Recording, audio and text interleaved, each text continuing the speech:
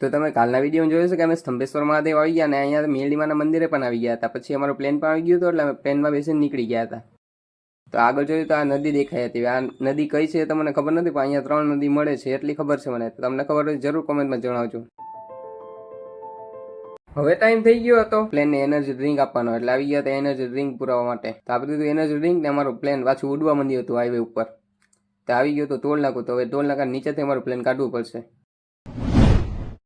જેવું plane toll નાકા નીચે કરી તો વાદળને ખોટું લાગી ગયું. વાદળમાં પંચર પડી ગયું તો વરસાદ શરૂ થઈ ગયો હતો. પ્લેન ઉડાડીને ડાયરેક્ટ પહોંચી ગયા હતા અરણેજ. અહીંયા બુદ્ધ ભવાની માના દર્શન કરવા માટે આવવાનું હતું એટલે આવી ગયા હતા. તો હવે એમના ગેટને નીચેથી અમારું પ્લેન કાઢ્યું ને ડાયરેક્ટ પહોંચી ગયા હતા બુદ્ધ ભવાની માના મંદિરે.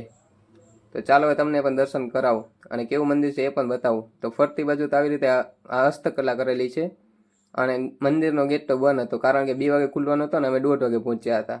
તો ફરતે આવી કોતરણી કામ કરેલી. ચાલો આપણે એ નિહાળી.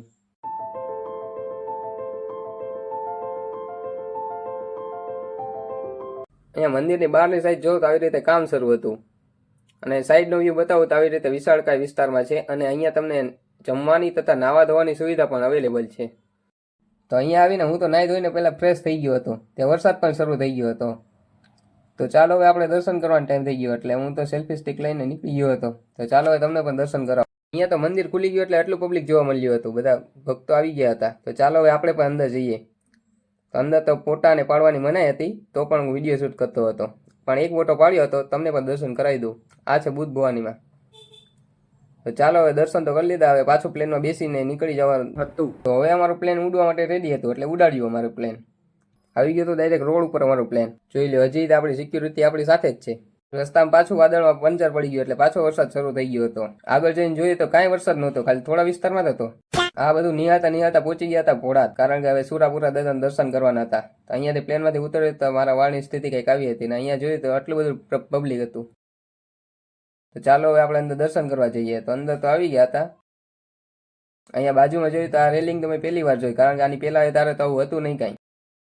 તો ચાલો હવે સુરાપુરા દાદાના દર્શન કરીએ. તમે પણ દર્શન કરી લ્યો. બહાર આવીને જોયું તો આવી રીતે અહીંયા શો માટે આવું બધું મૂકેલું હતું અને આ છે દાદાનું સાનિધ્ય ભોળાત કે જ્યાં બધા ફોટા પડવે છે. મંદિરની બાજુમાં જ મોટા મોટા શેડ બાંધેલા છે કે જ્યાં જમવાની સુવિધા છે અને બાજુમાં જ રસોડું છે. તો ચાલો હવે તમને અંદર પણ લઈ જાઉં. તો અમારે તો જમવાનું હતું એટલે આવી ગયા હતા અંદર. બહાર આવીને જોયું તો આવી રીતે બ્લડ ડોનેટ માટે બસ પણ આવી ગઈ હતી. તમારે બ્લડ ડોનેટ કરવું હોય તો ત્યાં કરી શકો છો. અને આ છે એમ્બ્યુલન્સ કે જે ઇમરજન્સી માટે રાખેલી છે અને તમે દર્શન કરીને આવશો તો તમારી ગાડીની પાછળ આવું સ્ટીકર પર લાગી ગયું હશે.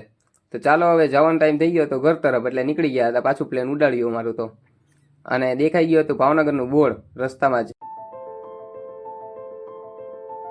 અને આવી ગયો હતો ઘરે. તો તમને વિડીયો સારો લાગ્યો તો લાઈક શેર અને સબસ્ક્રાઈબ કરી લેજો જલ્દી.